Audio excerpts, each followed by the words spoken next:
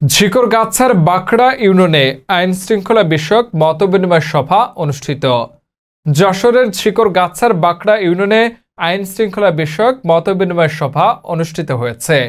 সভার মূল বিষয় ছিল মাদক, চাঁদাবাজি, সন্ত্রাস, চুরি, সড়ক দুর্ঘটনা, কিশোর অপরাধ, নারীর প্রতি সহিংসতা, ইফটিজিং, ধর্ষণ প্রতিরোধে করণীয়।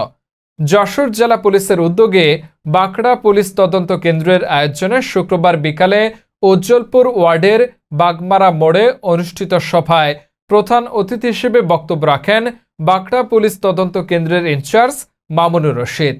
এ সময় বক্তব্য রাখেন ঝিকরগাছা উপজেলা মহিলা দলের সাংগঠনিক সম্পাদিকা সাজমা সুলতানা, বাঁকুড়া ইউনিয়ন বিএনপির সাংগঠনিক সম্পাদক রবিউল ইসলাম, ওয়ার্ড বিএনপির সভাপতি আবু দাউদ, ইউনিয়ন জামায়াতের সেক্রেটারি মামুন সহ অনুষ্ঠানে বিভিন্ন শ্রেণী পেশার মানুষ উপস্থিত ছিলেন।